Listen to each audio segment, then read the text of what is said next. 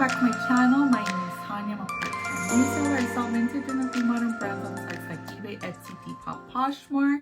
Today I'm doing my January what sold video. So it does feel like I'm starting all over again because sales have been so slow for me. This month I am participating in Becky Park's listing challenge, so that has really helped me get the ball rolling again. Like, sales have started to come in.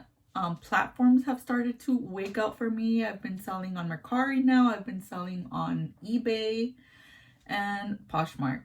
Depop is still not very active, but my January sales were still very low, but I'm going to go ahead and share them. Also been using the List Perfectly sales analytics. I've been keeping track of like posting every sale over there, including my cost of goods, including any shipping fees that I've paid, and including obviously the fees that I'm paying to each platform. So I'm keeping very accurate numbers this year, and I'm excited for it because I feel like I've always just given my gross sales and I kind of just eyeball it and be like, oh, I paid $1 for this, oh, I paid this, but not taking into accounting each and every detail.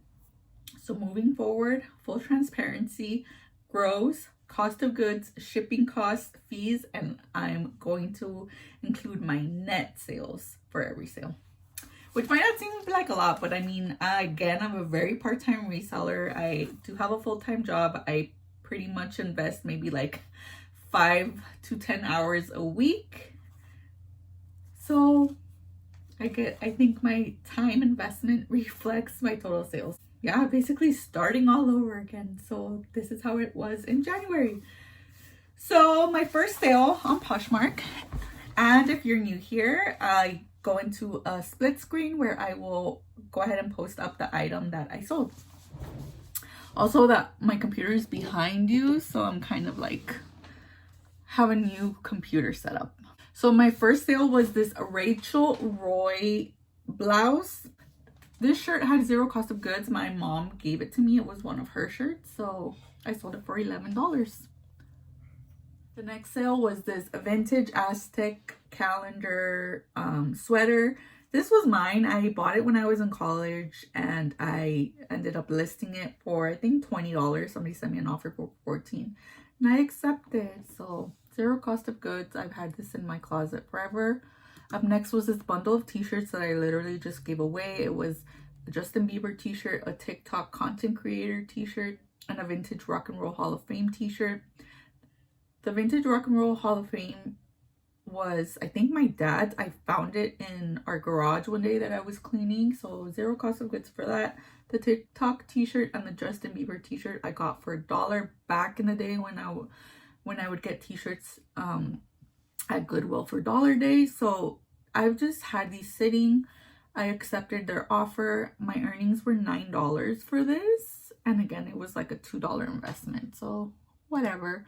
A lot of these sales are really low, and I see that, but you know, when you just want to trigger sales that you'll just accept it, I think it really does work. And a lot of these were like very low cost of goods. So when you have zero cost inventory items or like things that you got for $1, of course, go ahead and accept that low ballish offer if you're still making profit, right?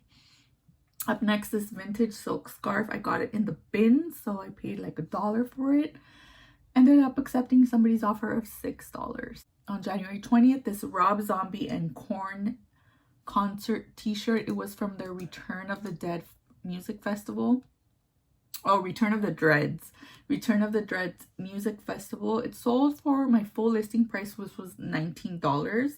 I think I had this originally listed for $30, and I had just been price dropping to the point that it got down to $19, and somebody bought it for full price, the full asking price at that point.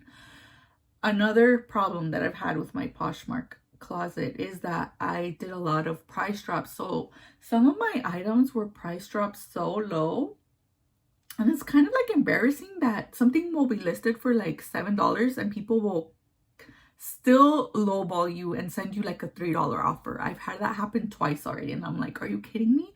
And then I have one that even went down to $4, and I still had an offer for $3. I'm like, it's $4. Like, you can't buy it full price. But I'm also in the middle of like relisting everything that I priced down back up to its regular. I'm actually doing a copy listing, so I'm not like just increasing the price. I'm completely creating a new listing just to get those items back to the regular price. And then my last sale on Poshmark in the month of January was actually a pretty good sale. It was Jeffrey Campbell flats. They sold for my full asking price of $34. I got these for $1 at Dollar Day. It was so crazy. They were like the color of the week. And I think this was the last item I purchased when they still had Dollar Days, because now they raised the price up to $1.99. So they sold for $34 and my earnings were $27. So over on eBay, I ended up having 4 sales. So my first sale was on January 18th. I sold this Free People lace triangle bra. It sold for $12. And then on the 22nd, I sold another Free People bra. This was the mesh triangle underwire bra in nude, sold for $14. Then on January 25th, I sold this Free People Nadia triangle bralette. This one sold for $15. And then the last sale over on eBay was on January 28th. I sold another Free People mesh triangle bra. That one sold for $16. So all in all, again, 12 sales, 8 on Poshmark, 4 on eBay. My total gross sales was $163. The total fees I paid to both platforms was $31.62. The total shipping fees, so these are costs if I gave a shipping discount on Poshmark or on eBay. I actually had free shipping set up, so I ended up paying about $3, like $4 for shipping for each bra. So my total shipping cost was $17.44. And then my cost of goods. So for all of my sales, for these 12 sales, my cost of goods were $24. Total net sales in January was $89.94. So this is the money that gets deposited to my account. So I do have a separate account where all of these funds get deposited, and I just don't touch that money until I need it. I either use it for like, mostly for like vacations, like it's like a backup emergency account. So if I need funds, I can take it from there. Mostly this year I'm saving for projects. So one of the major projects that I want to do is get some sort of built-in closet system where I want to eliminate these racks, just because this room is not just like my office and my inventory room. We do want to use it as a guest room. So obviously I don't want guests staying in here with like this clunky, like all these boxes. So what I want to do is utilize the closet space a little better and have a built-in system where I have drawers built in and shelves built in, and then that'll kind of like hide my inventory system in there. I also have another closet in the hallway that I also want to get some sort of built-in system where it's like half shelf, like some sort of a bookcase, but also drawers, and utilize the drawers for inventory as well. Once this fills up, I can, you know, go over into the hallway, and then yeah, it'll actually make this room look like a bedroom, but like my system will be housed in the closet. So that's kind of like what I'm trying to save my funds for this year. Besides my Poshmark and eBay sales, I also do vend at like pop-ups and stuff. So I did participate in a sale on January 8th. It was the Rockin' New Year's Vatos Tiki Marketplace. I really hope they invite me back because it was such a good sale. They charged me $50 to vend, which is super reasonable. It was a 10 by 10 space, and they had like different vendors. They had like vintage vendors. They had people who were selling mugs, artwork, and it was really cool. So again, I paid $50 for the vending fee. I had a total of $750 in sales that day. I did subtract $300 for cost of goods because I did do a buyout in December. A friend who messaged me through Instagram, she was selling some inventory. So I met her up and got a few bags of inventory, and I paid her $300 for that stuff. And I did use a bulk of that stuff to vend with. Even though not everything sold, I still have some items here. some items that I'm keeping. I just went ahead and withdrew my 300 cost of goods from the items that I vended there.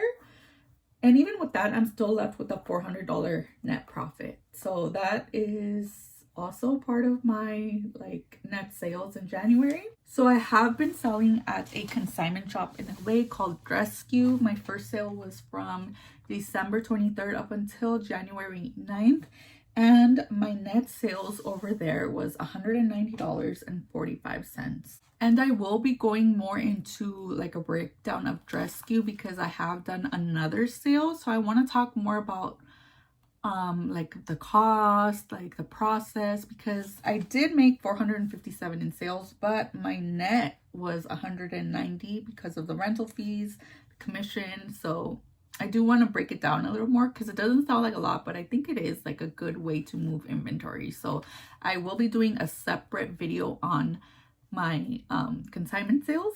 So if I add up my online sales of $89.94 plus my vending sales of $400 plus my consignment sales of $190.45, I have a total of $680.39 that I deposited into my account, and that's the cash after fees, after everything. So not bad for my first month. If you're familiar with my channel, you know that as long as I make $500 a month, I'm okay. And I did it. I used to be able to do that just from online sales, but again, people say don't put all of your eggs in one basket. So that's why I like to vend at pop-up shops. If there's an opportunity, I always jump on it. And doing this little consignment sale, I'm trying to do at least one rack a month to make an extra like little $200, hopefully more than $200. But for my first consignment sale, I think that was okay. You know, I was trying to figure out what sells over there, and I did much better my second time. And again, I'll do a separate video for that. I have signed up for a few more sales. So I'm doing the Bop and Shop in March, which is coming up soon. And I actually just signed up for another sale in April. And this one's going to be really cool because it's kind of like a Poshmark pop-up. So I am linking up with a bunch of Poshmark resellers in LA, and we're gonna have a pop-up shop. So super excited for that. More details to come. So I'll be doing more videos focusing on the pop-up sales, another video for my consignment sale journey, and I will be doing some more, obviously my monthly what sold, and I am doing those death pile hauls coming up. So thank you guys so much for joining me. I'm kind of like, I don't know, I feel like I'm starting all over with my reselling journey, but I love it. It's fun. It's fun when you get the momentum going again. But thank you so much for watching. I hope you enjoyed this video, and I'll see you in the next one. Bye.